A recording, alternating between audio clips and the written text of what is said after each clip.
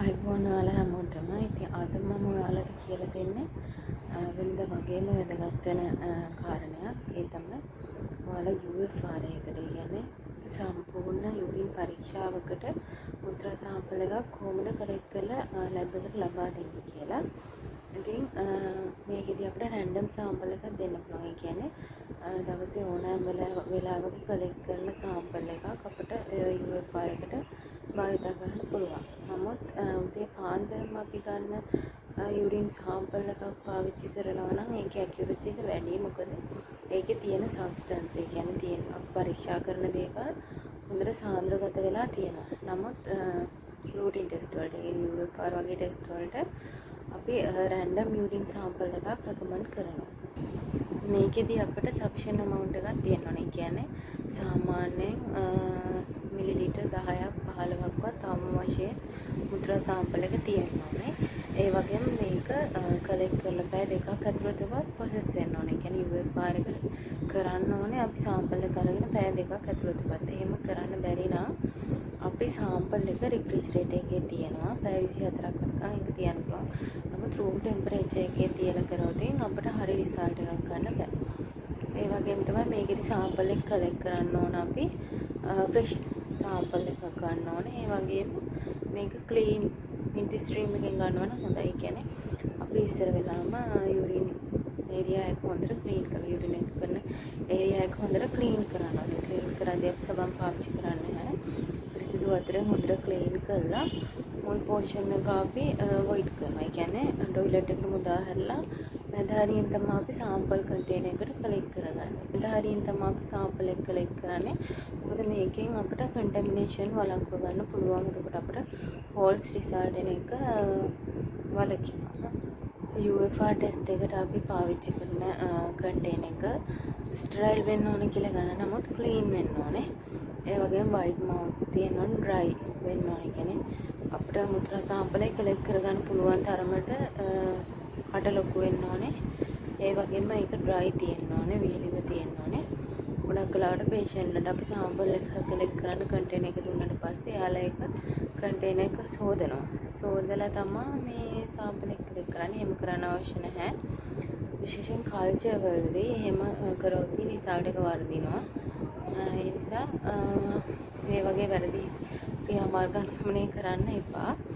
අනිත් එක තමයි මේකෙදි සාම්පල් එක කලෙක්ට් කරන්න පේෂන්ට්ගේ ප්‍රිපෙයාර් වීමක්. ඒ කියන්නේ පෙර සූදානමක් අවශ්‍ය වෙන්නේ නැහැ. අනිත් සාමාන්‍ය ෆාස්ටිං වගේ එහෙම ඉන්න ඕන නැහැ. ඕනම වෙලාවක ගිහිල්ලා සාම්පල් එක දෙන්න පුළුවන්.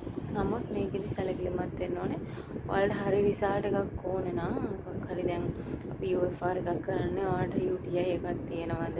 ඒ කියන්නේ ඉන්ෆෙක්ෂන් එකක් වෙලාද? එහෙම නැත්නම් මොනවා හරි යුරිනරි කියන්නේ මුත්‍රා පද්ධතියේ බහිස්රාව පද්ධතියේ මොනවා හරි ඇබ්නෝමලිටි එකක් තියෙනවද? ඒ වගේ මොනවා හරි බලන්නනේ. ඒ නිසා ඔයා සාමාන්‍ය පානය කරන වතුර ප්‍රමාණය පානය කරලා සාම්පල් එක කලෙක්ට් කරන්න ඕන. අපි තවත් බහුලව කරන ටෙස්ට් එකක් තමයි යුරින් කල්චර් ටෙස්ට් එක. මොකක් හරි යුරිනරි ඉන්ෆෙක්ෂන් එකක් ආවොත් ගොඩක් වෙලාවට ડોක්ටර්ස්ලා මේ කල්චර් එක රෙකමන්ඩ් කරනවා. මොනවද ඔයාලට දෙන්න පුළුවන් බෙහෙත් කියලා හරියටම තීරණය කරන්න. මොකද්ද දැන් ඔයාලට ඉන්ෆෙක්ට් වෙලා තියෙන ඕගනිසම් මොකද්ද ජීවියා කියලා අඳුනගන්න යුරින් කල්චර් එක රෙකමන්ඩ් කරනවා. ඉතින් මේ යුරින් කල්චර් එකට සාම්පල් කලෙක්ට් කරද්දී අපි දැනගන්න ඕන කාරණා ගොඩක් තියෙනවා. පළවෙනි එක තමයි අපිට ඇන්ටිබයොටික් ගන්න කලින් තමයි අපි සාම්පල් එක කලෙක්ට් කරන්න ඕනේ. මොකද ඇන්ටිබයොටික් වලින් කරන්නේ ඒ ජීවීන්ව මරලා දාන එක. ඉතින් ඒක නිසා අපිට කල්චර් එකේ හරි රිසල්ට් එකක් ගන්න බැරි වෙන්න පුළුවන්. ඒ කියන්නේ කල්චර් එකේ growth එකක් නැති වෙන්න පුළුවන් මේ අපි ඇන්ටිබයොටික් අරගෙන ඉවරලා සාම්පල් එක කලෙක්ට් කරොත්.